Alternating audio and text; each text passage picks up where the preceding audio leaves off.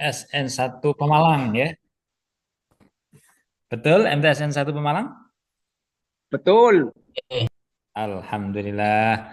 Nah, pada kesempatan ini kita bisa bertemu untuk belajar bersama dalam rangka untuk mempersiapkan diri nanti yang akan mengikuti tes SNPDB Man Insan Cendekia seluruh Indonesia.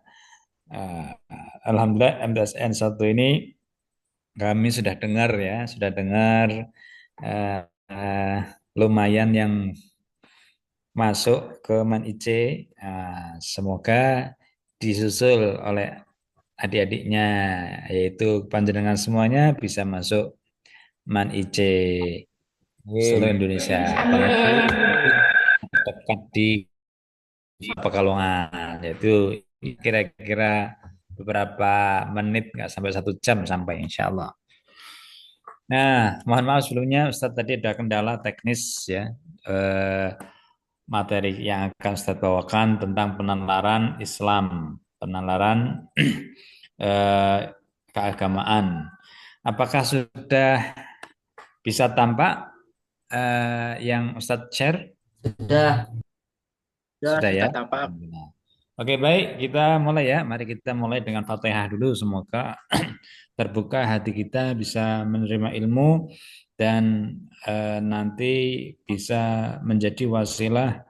Semoga semuanya diterima Allah, diterima masuk menince sesuai dengan harapannya masing-masing. Amin ya rabbal alamin. Ridho ta'ala wal maqasin wa la Nabi sallallahu Al-Fatihah. أعوذ بالله من الشيطان الرجيم بسم الله الرحمن الرحيم الحمد لله رب العالمين الرحمن الرحيم مالك يوم الدين إياك نعبد وإياك نستعين اهدنا الصراط المستقيم صراط الذين أنعمت عليهم غير المغضوب عليهم ولا الضالين رب اغفر لي آمين. Ustadz tampak di layar kelihatan dengan jelas? Ya, jelas. Kelihatan. Jelas. Kelihatan jelas Oke. sekali. Baik, Bismillahirrahmanirrahim. Kita mulai membahas soal pretest kemarin. Ada di situ nomor 111 ya. Kita akan bahas kali ini 111 hingga sampai 117 insya Allah. Ya, Ustadz, sebelum sebelum kita bahas ada beberapa hal yang penting yang akan Ustadz sampaikan untuk untuk apa? Untuk mengerjakan soal-soal SNPDB itu lebih dominan menggunakan rasio, lebih dominan menggunakan akal. Maka menganalisis pisaunya adalah untuk membedah tersebut ya, dengan analisis yang tinggi.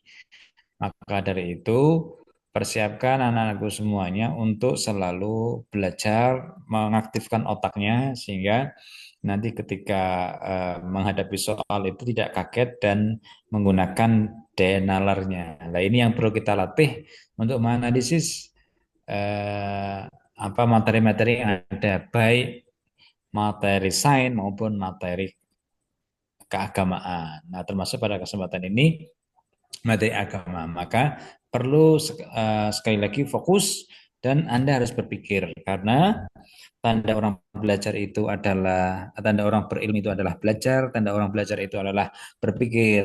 Nah, begitu ya. Maka harus menggunakan pikir. Maka apabila ngantuk, apabila fokus dengan yang lain, maka tidak akan maksimal, tidak dapatkan ilmunya. Maka dari itu pantang terus dan fokus serta eh, kita analisa bersama soal-soal yang akan kita bahas ini. Dan kemudian nanti ketika eh, nanti Ustadz akan bacakan soalnya, kemudian nanti Ustadz berikan waktu untuk penjenengan berpikir 3 detik ya, berpikir 3 detik. Jadi soal itu akan saya baca, pilihannya juga saya baca, nanti Ustadz akan berikan waktu 3 detik untuk Anda memilih.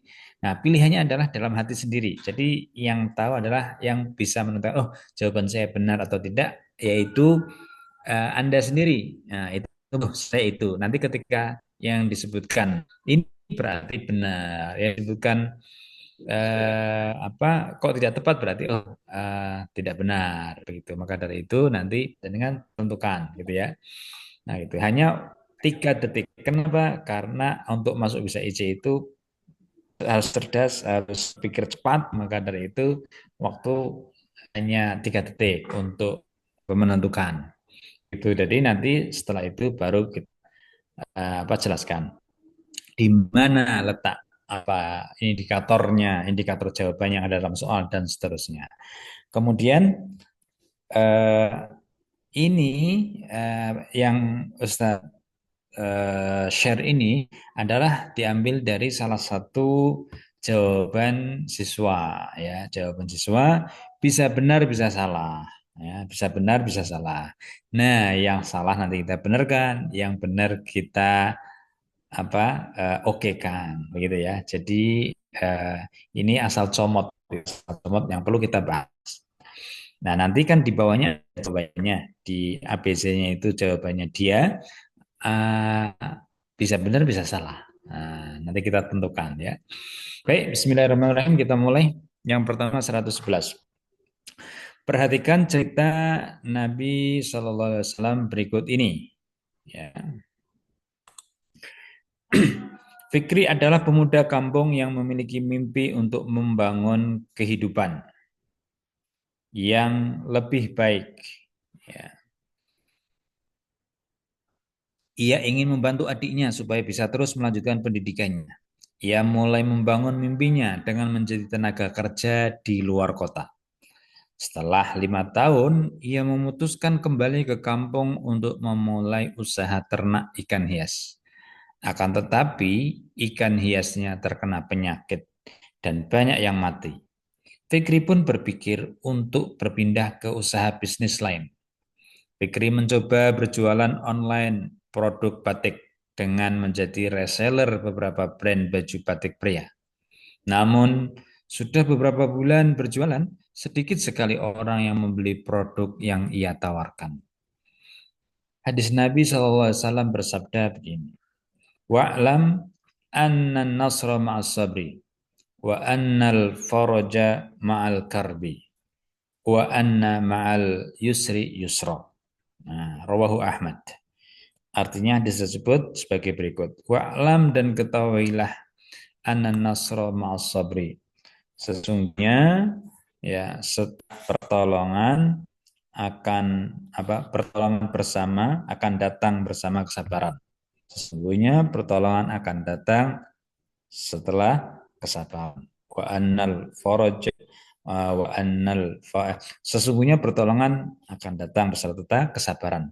Wa annal faraja ma'al karbi dan pertolongan akan datang bersama kesabaran tadi itu. Gitu ya. Nah, maka dari yang tersebut ya, pilihlah saran yang tepat.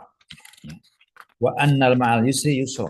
Belum ya, belum saya artikan yang wa anna ma'al yusri yusra. Dan sesungguhnya dalam kesulitan akan datang kemudahan. Nah, maka pilihlah saran yang tepat untuk Anda berikan kepada Mas Fikri tadi itu berdasarkan hadis tersebut. A, ya, A, mengingatkan Fikri agar tetap semangat dan tidak putus asa. B, mengingatkan Fikri agar hidup seadanya, tidak perlu berbisnis. C, mengingatkan Fikri untuk terus berusaha agar dipuji tetangga. D, mengingatkan Fikri agar tidak berbisnis karena berat tantangannya. Silahkan berpikir 3 detik. Ya, sudah tentukan ya. Kira-kira jawabannya apa? A. A. Kenapa A? Yang paling positif. Ya, karena A itu yang dia itu tidak pesimis, tetapi dia optimis, ya, dan semangat, tidak putus asa. Nah, kenapa? Karena dalam pertolongan itu beserta kesabaran, ya. Dan nanti di balik kesudahan kesukaran itu nanti insya Allah akan ada kemudahan. Maka dari itu jawabannya adalah A. Sementara yang B eh, semuanya untuk semuanya itu ini kebalikannya, tidak optimis tetapi pesimis. Ya, hidup seadanya, tidak perlu berbisnis. Ini kan orang putus asa, berusaha agar dipuji tetangga untuk terus berusaha. Usaha iya, tetapi agar dipuji ya ini kan tidak sesuai dengan dengan ini, dengan tujuan daripada usaha tersebut. Kemudian mengingatkan Fikri agar tidak berbisnis karena berat tantangannya, ini juga pesimis. Maka hal tersebut bertolak belakang. Maka jawabannya adalah A, benar sekali. Ya, kita lanjut. Ya. Oke. 12.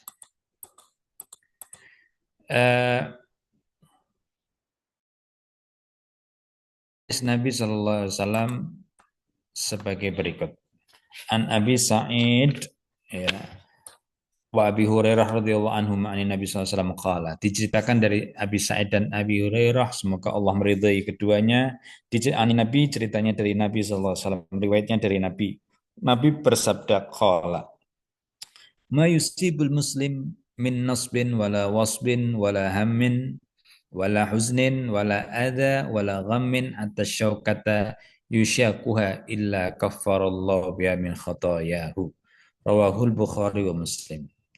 Ya, yang artinya mayusibul muslim, ya, tidaklah ditimpa seorang muslim, seorang yang Islam, min nasbin, dari rasa sakit, wala wasabin, dan juga rasa capek, wala hammin, dan juga kekhawatiran, wala huznin, dan juga kesedihan, wala ada, dan juga tidak pula kesusahan hati, wala ghammin, dan juga tidak pula menyakiti, ya, hatta syaukata, sehingga terkena duri, yusyakuha, yang menusuknya, illa kafarallahu biha min khotoyahu, kecuali Allah akan menghapus dari kesalahan-kesalahannya.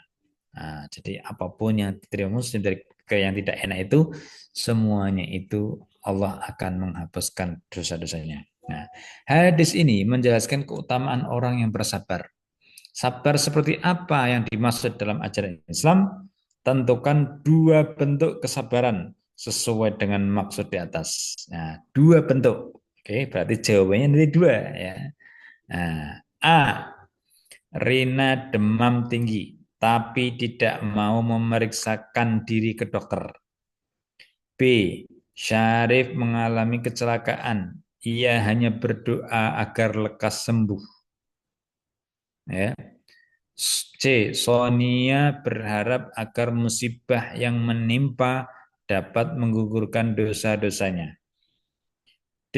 Walaupun ayahnya telah tiada, Rio tetap optimis menjalani hidup dan selalu membantu ibunya. Nah, kira-kira apa? Satu, dua, tiga. Ayo, jawabannya apa? C. D. Oke, ya, oke, jawabannya benar D. Ini pas. Kenapa? Karena ya optimis, berisi tentang optimis.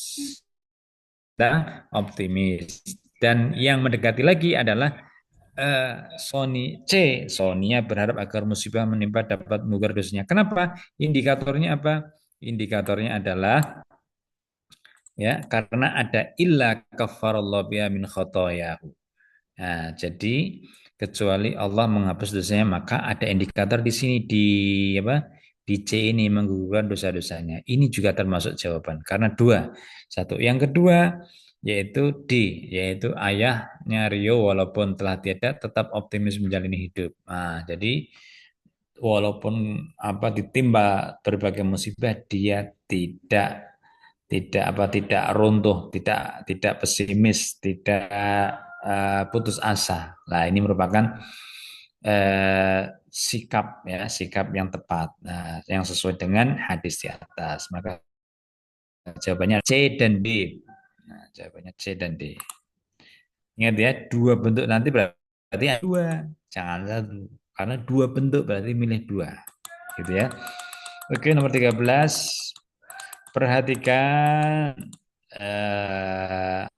infografis sebagai berikut. Nah, di situ ada skill, ya, ada berbagai skill yang dibutuhkan di tahun 2022. Ada analisis data yang ada dua skill, hard skill dan soft skill. Soft itu yang halus, hard itu yang yang looks gitu. Analisis data bisa dibaca ya, nah, saya nggak usah bacakan. Dan soft skill bisa dilihat. Soft skill yang penting ini, kolaborasi, berpikir kritis, pemikiran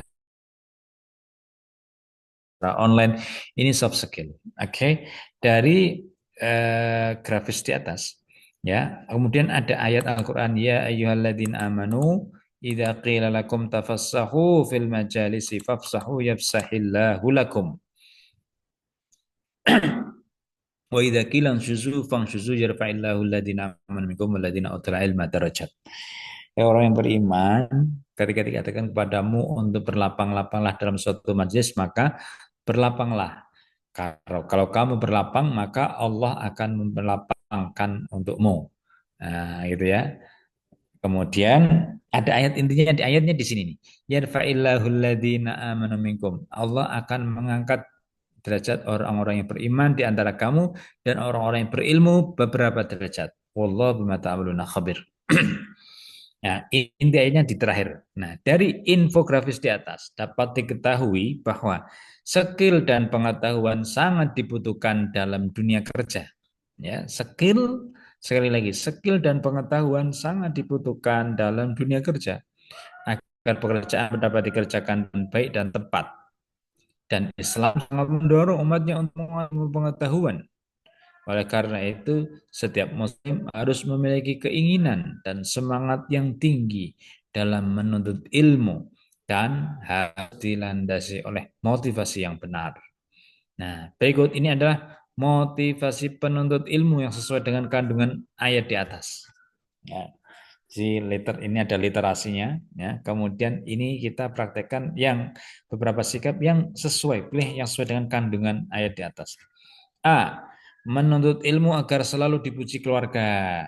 B. Menuntut ilmu agar dihargai oleh teman dan saudara. C. Menuntut ilmu agar menjadi sukses dan banyak harta benda. D. Menuntut ilmu agar diberi kehidupan yang mulia oleh Allah Subhanahu wa Ta'ala. Silakan dipilih 1, 2, 3. Nah, apa jawabannya? C. Ada yang C. Ada lagi? Ada yang D. Ada lagi? D. Ingat.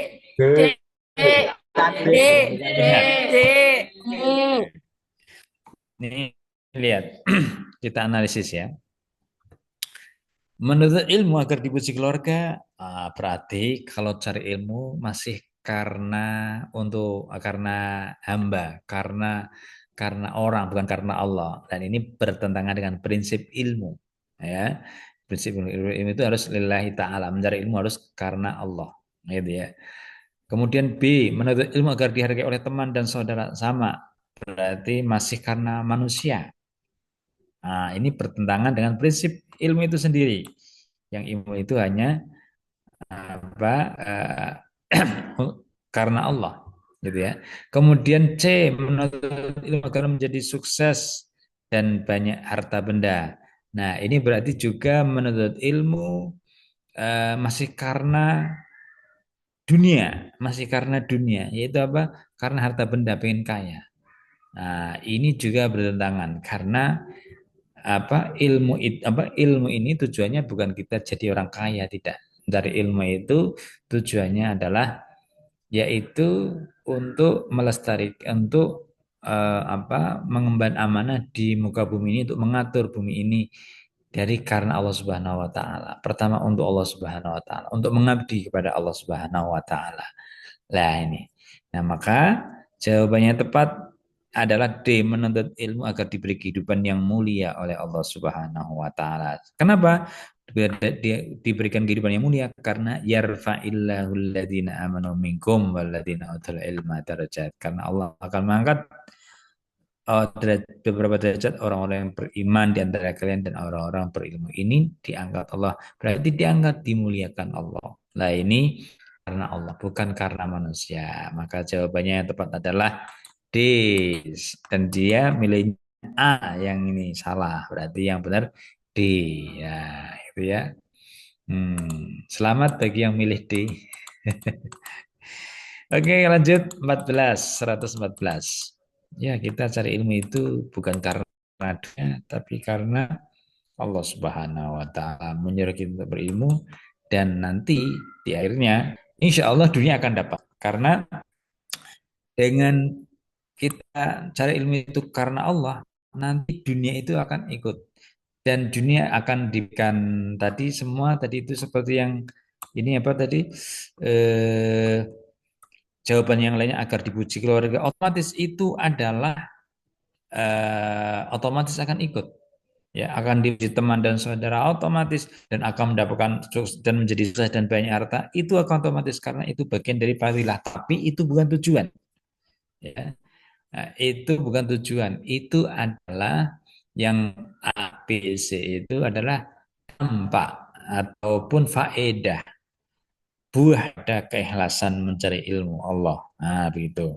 Jadi yang dituju itu Allah, bukan bukan harta ataupun bukan pujian, bukan. Itu adalah faedah. Faedah bukan tujuan. Nah, gitu ya, maka perlu dibedakan. Maka bagi adik-adik semuanya, mulai sekarang kalau mencari ilmu luruskan. Nanti insya Allah dunia akan ikut. Nah, kenapa? Ada hadis Nabi yang menerangkan hal tersebut. Man arada dunya fa'alai bil ilmi wa arada al-akhirata fa'alai bil ilmi wa man aradahuma fa'alai ilmi. Man aradahuma fa'alai bil ilmi. Barang siapa yang menginginkan apa dunia harus dengan ilmu. Begitu juga menginginkan dengan ilmu dan menginginkan kedua harus dengan ilmu. Maka semuanya akan ikut. Nah, jadi sekali lagi kalau mencari ilmu karena Allah, insya Allah akan karena itu Allah akan mendapatkan ridha Allah akan mendapatkan rahmat Allah sehingga akan mendapatkan berkahnya sehingga kebaikan-kebaikan akan mengikutinya dunia pun akan mengikutinya nanti. Nah, berbeda dengan kalau yang dituju adalah ilmu itu dunia ya dia akan dapat itu saja tetapi keberkahan kebaikan serta apa tidak mendapatkan pahala. Tapi kalau cari ilmu itu karena Allah, kami akan mendapatkan pahalanya dari Allah dan di dunia akan mengikutinya. Nah, dapat dua berarti. Kalau sampean ilmu dengan Allah, dunia pahala dapat, dunia dapat. Tapi kalau mencari ilmu karena dunia, dunianya dapat, pahala tidak dapat. Nah, itu ya. Mulai sekarang luruskan. Oke. Baik, 114. Perhatikan cerita dan nasihat pada hadis Nabi SAW berikut ini. Oke. Ada seorang pemuda, ya, ada seorang pemuda yang cepat menghabiskan kekayaannya. Wah ini ya, ada seorang pemuda yang cepat menghabiskan kekayaannya. Suatu hari sang pemuda ini sudah tidak memiliki uang lagi dan hartanya. Hanya tersisa pakaian yang ia kenakan. Suatu pagi sang pemuda itu berjalan untuk menemui temannya. Sembari berjalan, sang pemuda ini berpikir caranya agar dia bisa mendapatkan uang lagi. Tepat pada saat itu, seekor burung layang-layang terbang melintas dan berkicau riang. Sang pemuda berpikir bahwa musim panas telah tiba. Wah, karena ada burung, musim panas tiba. Oleh karena itu, dia menjual jubah dan celana panjangnya. Ini sepertinya di Arab kejadiannya, karena di Arab itu pakainya jubah ya.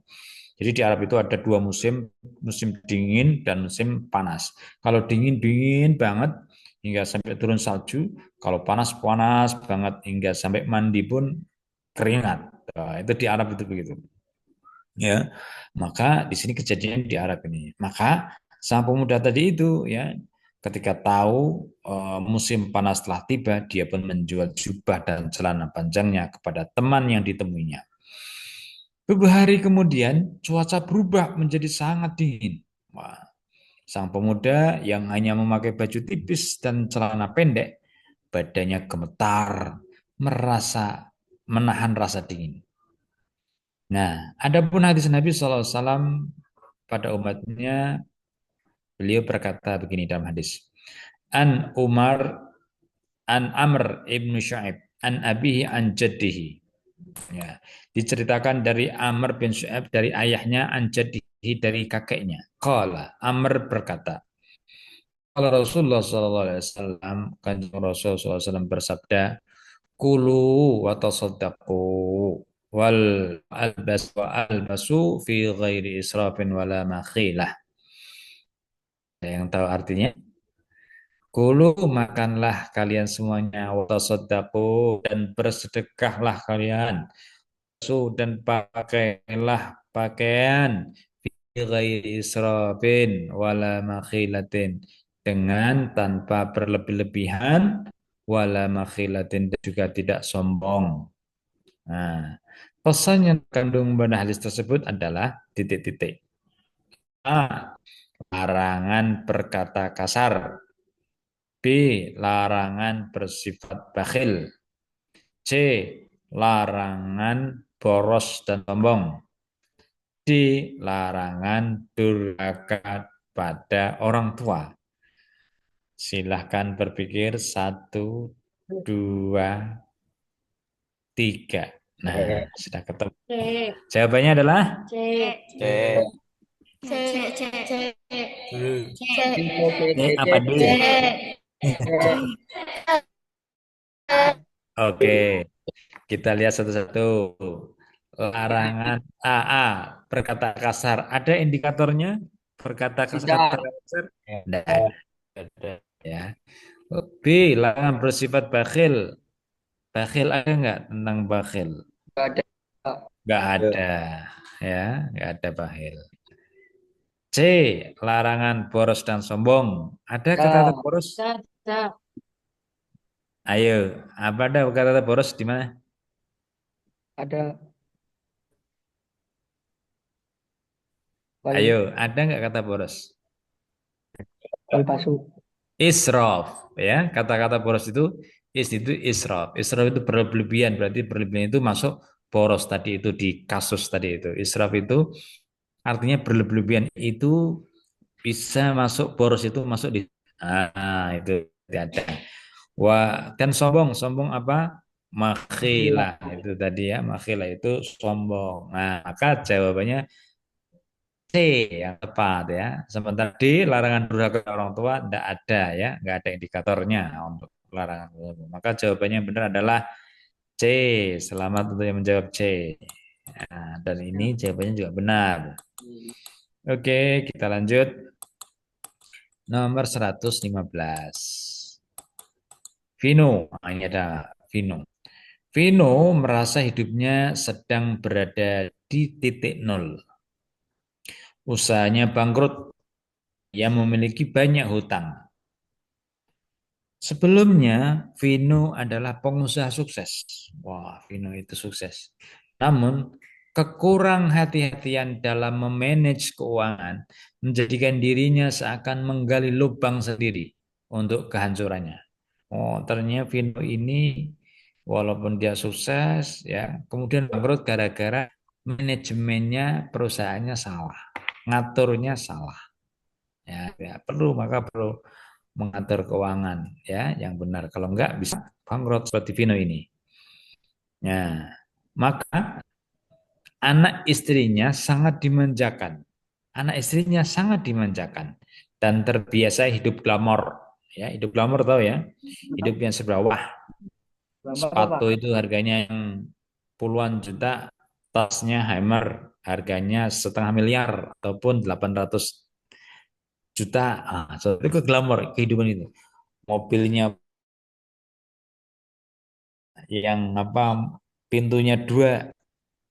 Nah, itu ya yang naiknya ke atas mobilnya itu hidup model glamor begitu. Hmm. Dan seterusnya. Mungkin bisa sampai istrinya berapa dan seterusnya. Gitulah kira-kira. Nah, namun saat Vino terpuruk dalam kerugian, keluarganya justru tidak membantunya. Istri dan anaknya menyalahkan, Pak. dan menganggapnya tidak bisa menjadi kepala rumah tangga yang baik. Wah, sudah Vino itu hancur hidupnya, malah ya, malah disalahkan sama keluarga, sama anak istrinya. Oh, dan dianggapnya tidak becus ya. Nah, gitu. Coba bayangkan, nasib sekali nih. Jangan sampai seperti film ini ya. Nah, pilihlah dua saran. Nah, dua saran. Pilihlah dua saran yang Anda berikan kepada Vino dengan memperhatikan firman Allah Subhanahu wa taala, Quran surat Al-Isra ayat 26 berikut ini. Nah, ini ada ayatnya. Wa atidal qurba haqqahu wal miskina wa banas sabili wa la tubadzir tabdzira. Ah, ada yang tahu artinya? Wa ati. Nah, dan berilah, dzal qurba, ya, orang-orang kerabat dekat, ya. Haqqahu, berikanlah haqqahu, haknya, wal miskin, dan orang miskin berikan haknya orang miskin, dua ibnu sabil dan ibnu sabil. Siapa tahu ibnu sabil itu siapa? Ada yang tahu? Halo, ada yang tahu ibnu sabil? Ibnu anak laki-laki, sabil jalan, jadi anak jalan. Dia ibnu sabil orang yang berjuang di jalan Allah, ya, orang yang berjalan di jalan Allah. Atau termasuk juga orang seorang musafir, itu dalam perjalanan itu juga masuk. Kemudian wala tubadzir tabdziro, dan janganlah menghambur-hamburkan harta. Wala tubadzir tabdziro, menghambur-hamburkan harta. Larangan untuk menghambur-hamburkan harta. Oke. Pilihlah berikut. A, ya, dua saran ini. Pilih dari 4 ini. A, mengingatkan Vino agar tetap berhemat saat berkecukupan. B, memarahi anak istrinya agar memiliki sikap hormat kepadanya. C, melarang pengusaha karena berpotensi bangkrut. D, menasihati Vino agar rutin bersedekah agar usahanya berkah dan jauh dari masalah. Silakan dipilih. 1, 2, 3. Oke, jawabannya adalah, ayo pilih mana? 2. Adik.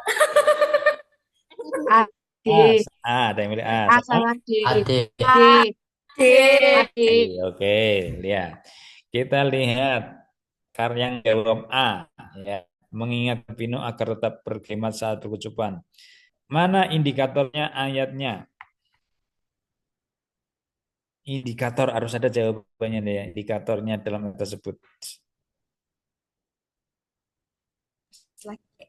Katanya apa indikatornya?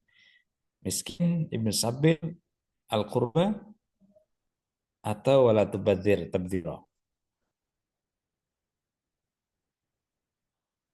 Ayo, siapa yang bisa menunjukkan indikatornya? Oke, nggak ada yang jawab. Berarti Ustadz yang jawab. Indikatornya adalah, ya, wala tubadzir tabdzira, dan jangan mubadir, menghambur-hamburkan. Lah ini maka tetap berhemat. Nah, gitu ya. Di sini agar hemat saat berkecukupan, maka jangan wala tubadzir tabdzira, jangan mubadir-badirkan. Oke. Memarahi anak istrinya memiliki sikap agar memiliki hormat, tidak benar juga karena tidak ada hubungannya dengan tidak memberikan solusi kepada Vino. Itu hal yang lain. Maka nggak tepat. B. C. Melarang Vino menjadi pengusaha karena berpotensi bahwa ini malah pesimis. Jangan jadi pengusaha, malah malah mematikan potensi seorang, dan ini bertolak belakang. Maka tidak tepat juga. Menasihati Vino agar rutin bersedekah agar usahanya berkah dan jauh dari masalah. Nah, agar rutin bersedekah, mana bersedekah ada enggak? Ayo, ada yang tahu nggak? Ini benar. Ini jawabannya double.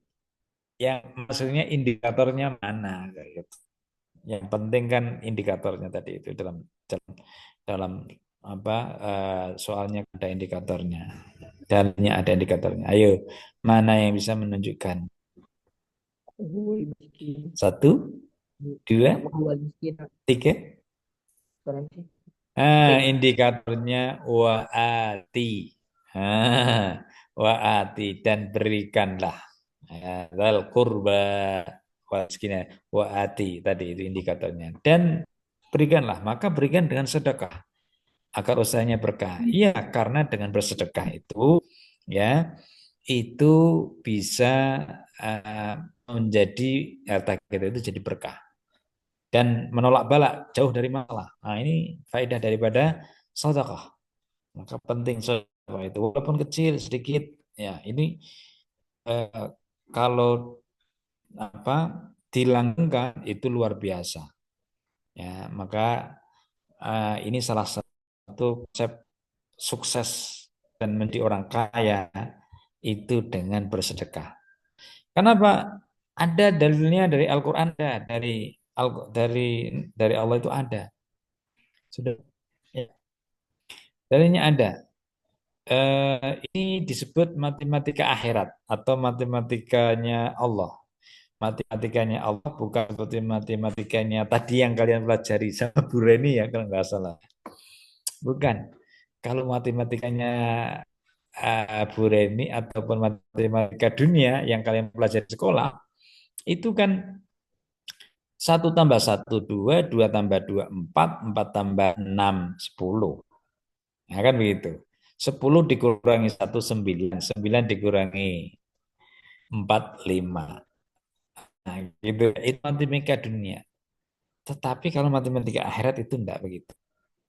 Ya, matematika dunia tadi itu kalau sampean punya uang 10.000, ya punya uang 10.000, sampean pergi ke masjid di jalan, kemudian masukkan di masjid ada kotak amal, kemudian Anda masukkan 1.000 di situ, maka matematika dunia berapa uangnya yang sisa di dompet? 9, 9.000. Nah, itu matematika dunia itu. Tetapi kalau matematika akhirat enggak, matematika akhirat ini ada ayat masalul ladzina yunfiquna amwalahum fi sabilillahi kamathali habatin ambatat sab'a sanabila fi kulli sunbulatin mi'atu habbah wallahu yudha'ifu liman yasha wallahu wasi'un alim. Yang artinya perumpamaannya orang-orang yang mensedekahkan, berinfak di jalan Allah. Kamathali habatin, seperti satu biji bulir ya, kama sahabat ambatat sab'asana, kemudian tumbuh menjadi tujuh cabang, 7 cabang bulir ya, fikri sumbulatim itu habah, dan dalam setiap cabang tadi itu satunya itu menjadi 100. Nah, jadi satu tumbuh 7 cabang, kemudian setiap cabangnya itu tumbuh ada 7 buah, 7 bulir apa 7 setiap 7 tadi itu cabangnya itu tumbuh 100 per cabangnya, jadi 700. Kayak itu. Jadi ya, wallahu yudhaifu liman yasha, dan Allah akan melipat gandakan bagi orang-orang yang kehendaki.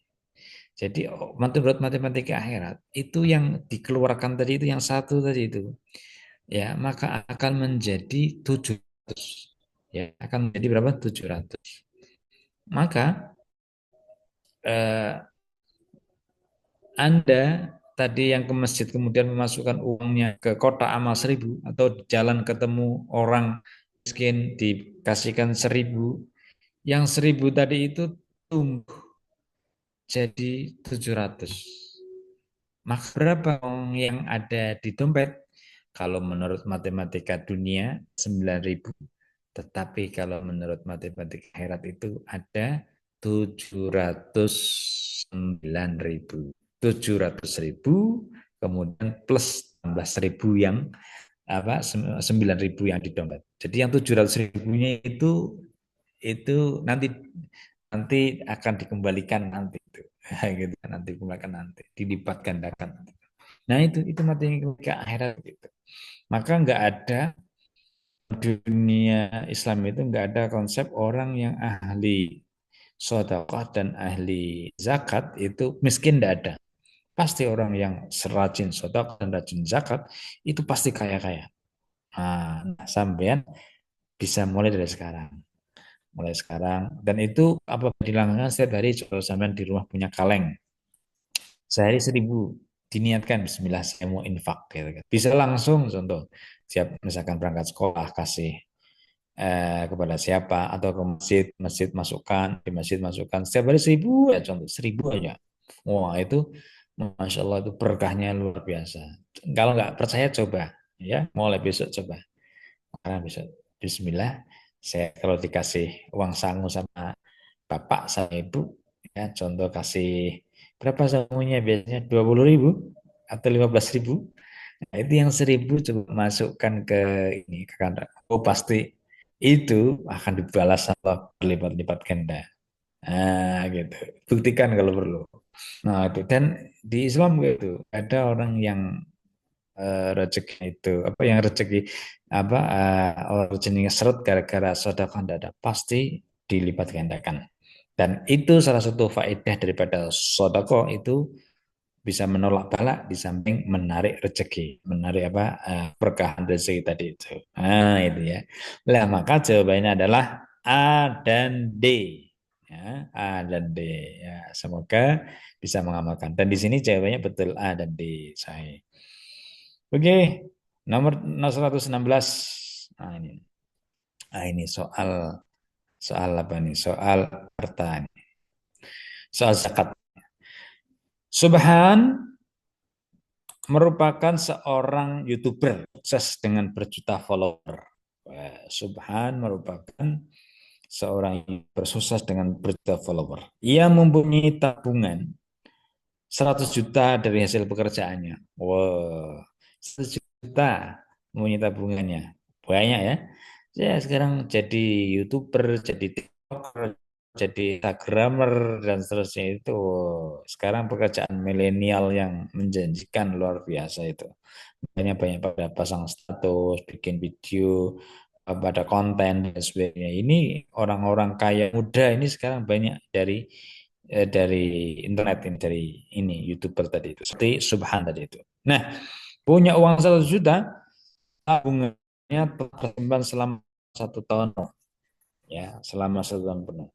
Kemudian zakat yang harus dikeluarkan jika harga emas sekarang 400.000 adalah titik-titik. Nah, ini apa 100 juta itu sudah masuk zakat? Nah, ini saya terangkan dulu. Yang pertama, untuk bisa berzakat itu pertama sudah 1 tahun dikerjakan, uang diputar, uangnya itu sudah diputar 1 tahun, ya namanya haul. Ya, itu 1 tahun. Kemudian hartanya yang dimilikinya itu sudah mencapai nisabnya. Nisab itu adalah takaran sejumlah harta untuk berkewajiban dikeluarkan zakatnya. Nah, nisabnya itu adalah mengikuti harga emas. Berapa? 85 gram emas. Ya, 85 gram emas. Taruhlah sekarang harga emas 1 gramnya adalah 1 juta. Maka berapa juta kalau orang berkewajiban melakukan zakat? Berarti kali 85. 1 juta ya kali 85 sama dengan apa kali 85 gram maka jumlahnya adalah 85 juta. Gitu ya. Jumlahnya berarti 85 juta itu nisabnya. Berarti kalau ada orang punya uang 85 juta, maka mulai dari itu ia berkewajiban untuk mengeluarkan zakatnya ya. 85 juta. Nah, di sini Subhan punya 100 juta. Berarti sudah kewajiban belum? Sudah, karena lebih dari 85 juta. Lah kalau seumpama ada orang yang kurang dari 85 juta, contohnya punya 80 punya 80 juta. belum sampai 85 juta maka tidak berkewajiban. Punya 84 juta belum kewajiban. Kenapa? Belum sampai nisab. Nisabnya harganya 85 juta. 85 gram. 1 gramnya 1 juta. Maka 85 juta. Kurang dari itu maka apabila mau mengeluarkan bukan namanya zakat tapi namanya sodakoh. Nah, namanya sodakoh. Nah, itu. Nah, kalau zakat sudah ditentukan, zakat jumlah yang dikeluarkan itu adalah 2,5%. 2,5%. Nah, itu zakatnya ya 25%. Lah kalau sodakoh tidak persen-persenan, mau 1% monggo, mau 2% monggo, 2,5 monggo, 3,5 monggo, dan seterusnya. Kalau zakat harus 2,5% minimal. Lah lebih dari itu berarti terhitung sodakoh. Nah, gitu ya. Kalau zakat yang dikeluarkan lah 2,5%. Kalau lebih dari itu, selebihnya adalah sodakoh. Dapat pahala. Ya, kelebihannya, tapi yang 25% adalah zakat. Nah, ini. Ya. Nah, zakat yang harus dikeluarkan, nah ini. Zakat yang harus dikeluarkan jika harga emas sekarang 80, harga emas sekarang 800.000, nggak sampai 1 juta. Nah, berapakah berapakah zakat yang harus dikeluarkan kalau harga emas 800.000? Ayo. A, 1 juta. B, 1,5 juta. C, 2 juta. D, 2,5 juta. Ayo, silahkan dijawab. 1, 2, 3. Ayo, berapa? 2.500.000. Berapa? 2.500.000. 2.500.000. 1,5 juta. Oke, ada 2 lagi juta. yang lain? 2.500.000. Oh, 2,5 juta. D ya. Oke, ada yang lain? Ada yang sudah menghitung yang lain? Silakan, 2,5 juta. Oke, kita lihat ya. Coba. Ya, 100-nya. Cara menghitungnya adalah 100 juta atau 2,5% dikali 100 juta. Berarti berapa? Jawabannya betul sekali, 2,5 juta. Nah, itu. Berarti kalau punya uang 100 juta, dia kewajiban mengeluarkan 2,5 juta. Kalau punya uang 200 juta, maka 2,5%-nya yaitu 5 juta. Kalau punya uang 400 juta berarti berapa zakatnya? 2,5%-nya. 9 juta. 400 juta, 2,5%-nya. 9 juta. Kalau 100 kan 10 juta. Kalau 100 itu 2,5 juta, berarti kalau punya uang 400 juta, 10 juta, 2,5%-nya. Itu yang harus dikeluarkan. Begitu seterusnya kelipatannya, hingga tak terhingga. Kayak gitu. Kalau punya uang 1 miliar, berarti berapa?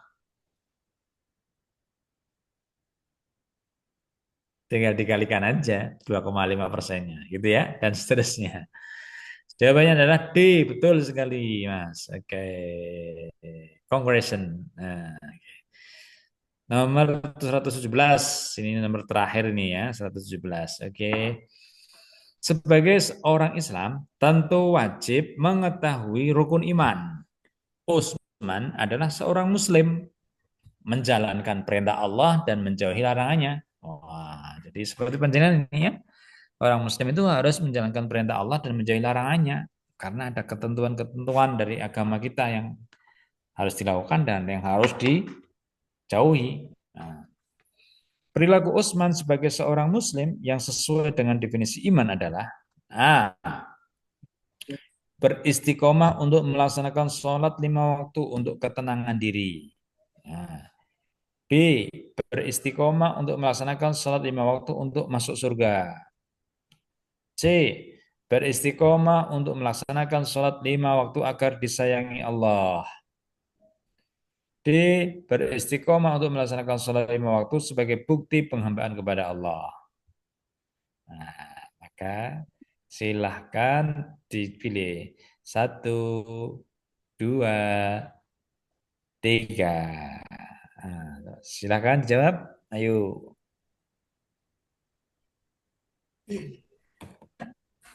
Hmm, D.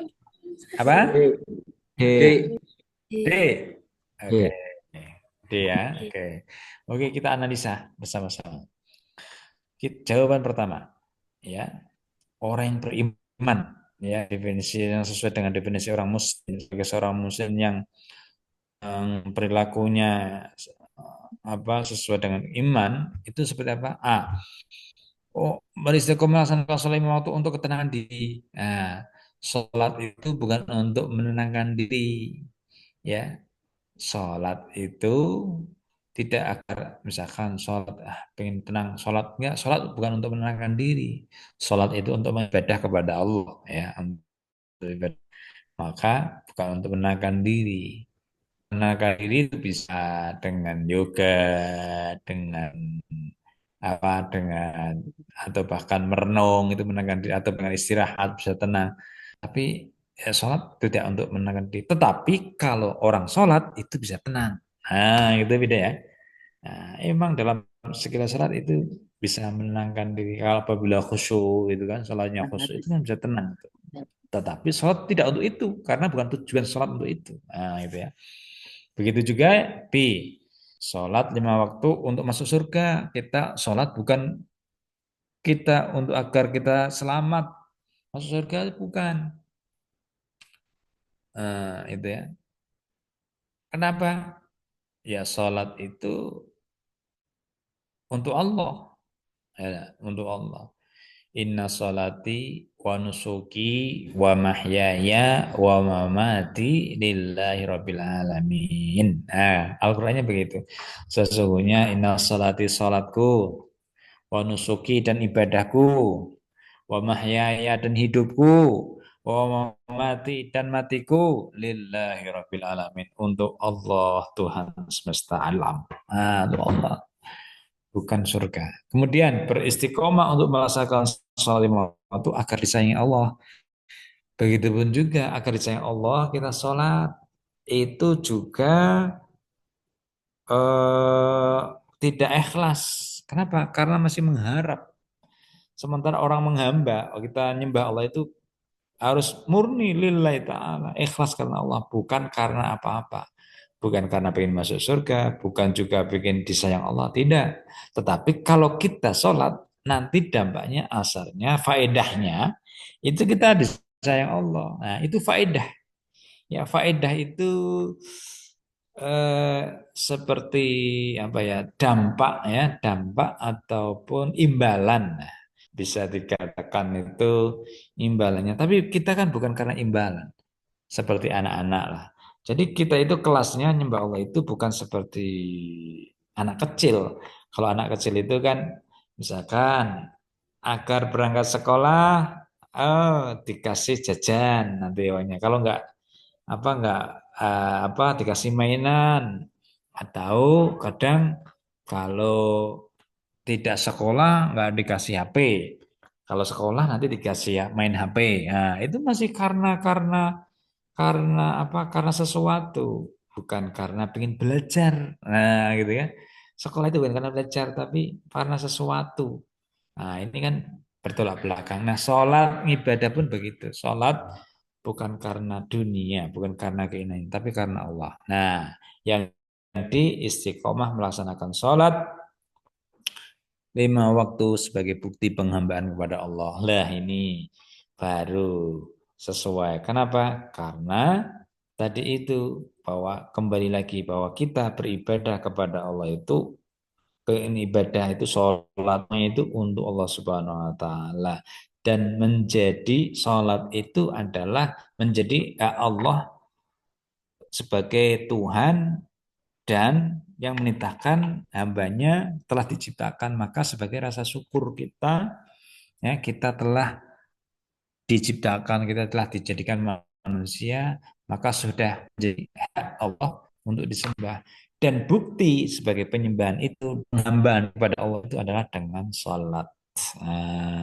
Maka sebetulnya sholat itu adalah kebutuhan kita. Kita butuh kepada Allah untuk sebagai bukti penghamba menyembah kepada Allah Subhanahu wa taala, bukan karena apa-apa, bukan karena pengen dilihat orang, bukan karena pengen dicap orang baik, bukan, tapi karena Allah. Tetapi nanti dengan sholat kita akan mendapatkan semuanya itu, ketenangan diri, disayang Allah, disayang keluarga, disayang orang-orang, nanti jadi orang baik, ya orang juga eh, melihat kita baik dan kita jadi pribadi yang baik, itu asal-asal semua, dan kita akhirnya nanti akan masuk surga. Itu adalah dampak ataupun faedah-faedah daripada sholat. Tetapi sholat bukan untuk itu, gitu ya.